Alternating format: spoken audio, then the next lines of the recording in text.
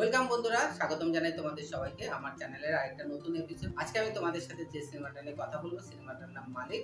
সিনেমার মুখ্য চরিত্রে এবং নাম ভূমিকায় অভিনয় করেছে রাজকুমার রাও এবং তার পাশাপাশি সঙ্গ দিয়েছে আমাদের টলিউডের বুমবাদা অর্থাৎ প্রসেনজিৎ চ্যাটার্জি। তো চলো আমরা সময় নষ্ট না করে সিনেমার গল্পটা যতটা সম্ভব ছোট করে তোমাদের সামনে প্রেজেন্ট করার চেষ্টা করি। তারপরে আমি আমার নিজের মতামত ব্যক্ত করবো এবং তোমরা ডিসাইড করবে এই সিনেমাটা তোমরা হলে গিয়ে দেখবে নাকি ওটিটির জন্য অপেক্ষা করবে। তো চলো লেটস স্টার্ট।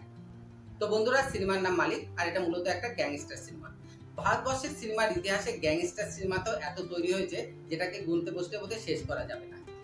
আর গ্যাংস্টার টাইপের সিনেমার কাহিনী কিন্তু মোটামুটি একই রকমের হয়। সেই জন্য এই সিনেমার কাহিনীর পেছনে আমি খুব একটা বেশি সময় নষ্ট করবো না।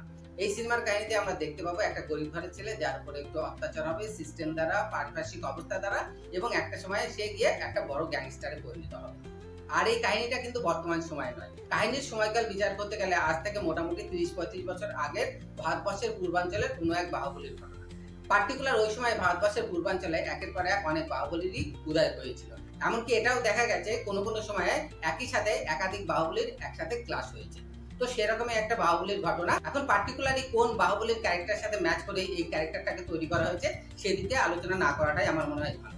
সিনেমার কাহিনীর সারাংশ মূলত এইটুকুই, একটা মধ্যবিত্ত ঘরের ছেলে কিভাবে অপরাধ জগতে প্রবেশ করলো এবং সে ধীরে ধীরে লোকাল পলিটিশিয়ান এবং প্রশাসনের সাহায্যে একটা সময়ে স্টেটের একজন বিশাল বড় গ্যাংস্টারে পরিণত হলো। আর এই গ্যাংস্টার হওয়ার প্রসেসের মধ্যেই যে ধরনের বাধা বিপত্তি তার সামনে এলো, সমস্ত বাধা বিপত্তিকে লিগাল ইলিগাল ভাবে ডেমোলিশ করে সে তার লক্ষ্যে পৌঁছে গেল। গ্যাংস্টার হওয়ার পরে তার আধিপত্য বিস্তার হতে থাকলো। এরপরে সিনেমা কোন দিকে এগোবে এবং সিনেমার এন্ডিংটা কিভাবে হবে সেটা নিশ্চয়ই আমার আর আলাদা করে বলার দরকার পড়বে না। সিনেমার মূল প্লটের পাশাপাশি আমরা দুটো সাব প্লটের কথা বিশেষভাবে বলতে পারি। তার মধ্যে একটা হলো সিনেমার মেন যে ক্যারেক্টার মালিক, তার পার্সোনাল লাভ স্টোরি এবং মালিকের আধিপত্য বিস্তারকে আটকানোর জন্য একজন এনকাউন্টার স্পেশালিস্টকে আবির্ভাব করানো হবে, যে চরিত্রে অভিনয় করেছে কলকাতার প্রসেনজিৎ চ্যাটার্জি। বন্ধুরা, এটাই হলো এই সিনেমার মোটামুটি গল্পের সারসংক্ষেপ। তো চলো আমরা চেষ্টা করি সিনেমার 2-4টে ডিপার্টমেন্ট নিয়ে নিজেদের মতামত ব্যক্ত করার, যার ফলে আশা করি সুবিধা হবে তোমাদেরকে ডিসিশন নিতে যে তোমরা এই সিনেমাটা আদৌ থিয়েটারে গিয়ে দেখবে কিনা। প্রথমে আমি বলবো সিনেমার স্টোরির কথা।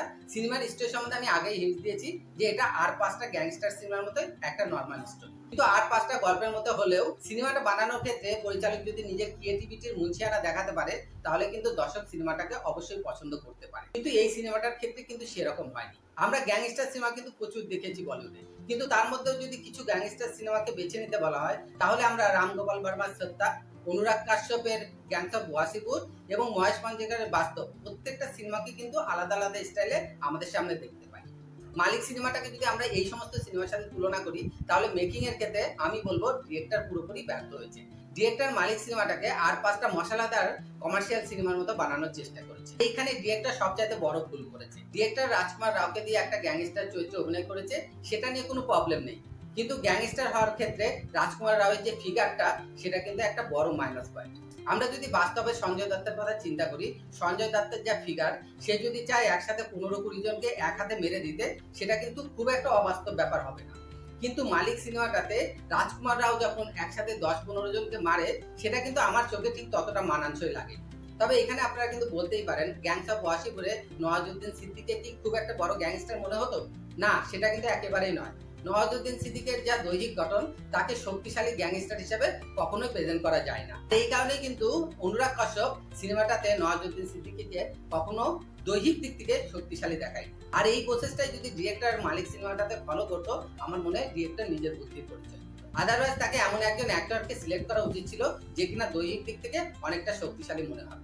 সেক্ষেত্রে আমি বলবো বিকি কৌশল এবং রণবীর সিং এই দুজনের মধ্যে যে কোনো একজন এই চরিত্রকে পারফেক্টলি দর্শকের সামনে ফুটিয়ে তুলতে পারত। এরপরে আমি যদি বলি অভিনয়ের কথা, অভিনয়ের দিক থেকে মালিক চরিত্রে রাজকুমার রাও 100%-এর জায়গায় 200% দিয়েছে। রাজকুমার রাও এমন একজন অভিনেতা, তাকে যে ধরনের চরিত্রে অভিনয় করতে দেওয়া হোক না কেন সে পুরোপুরি ফুটিয়ে তুলতে পারে। বাদ বাকি অভিনেতা অভিনেত্রীদের কথা বলতে গেলে মানসী চিল্লারকে খুব একটা বেশি স্কোপ দেওয়া হয়নি, তবে যেটুকু স্কোপ দেওয়া হয়েছে সে খুব একটা ভালো অভিনয় করতে পারেনি।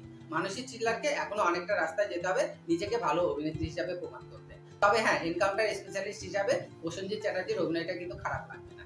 আর লাস্ট যে টেকনিক্যাল ডিপার্টমেন্টের কথা আমি বলবো সেটা হচ্ছে এই সিনেমার সাউন্ড ডিজাইন। সিনেমার ব্যাকগ্রাউন্ড মিউজিকটা আমার বেশ কিছু জায়গায় ভালো লেগেছে। সিনেমাটাতে এমন কিছু কিছু দৃশ্য আছে যে দৃশ্যের সাথে সিনেমার সাউন্ড এফেক্টটা খুব সুন্দরভাবে মিক্স আপ করা হয়েছে। তো বন্ধুরা, এই ছিল সিনেমার সংক্ষিপ্ত এক্সপ্লেনেশন এবং আমার ব্যক্তিগত মতামত।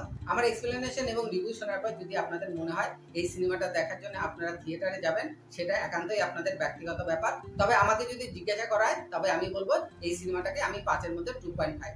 সিনেমাটা 700-800 টাকা খরচ করে মাল্টিপ্লেক্সে গিয়ে দেখার মতো নয়। আমি ব্যক্তিগতভাবে সবাইকে অ্যাডভাইস করবো, আপনারা যদি সিনেমাটা দেখতে চান, আপনারা সিঙ্গেল স্ক্রিনে যেখানে 150-200 টাকায় টিকিট পাওয়া যাবে সেখানে গিয়ে সিনেমাটা দেখতে পারবেন। আদারওয়াইজ ওয়েট করুন। আমার মনে হয় খুব একটা বেশি টাইম নেবে না এই সিনেমাটা ওটিটিতে রিলিজ করতে। তো বন্ধুরা, আজকের মধ্যে এই পর্যন্তই। যদি আমার ভিডিও আপনাদের ভালো লাগে তাহলে অবশ্যই লাইক করুন, কমেন্টস করুন, শেয়ার করুন, সাবস্ক্রাইব করুন এবং অবশ্যই বেল বাটন প্রেস করে রাখুন যাতে আমার পরবর্তী রিভিউ আপনাদের কাছে পৌঁছে যায় সবার আগে। Thank you, have a nice day.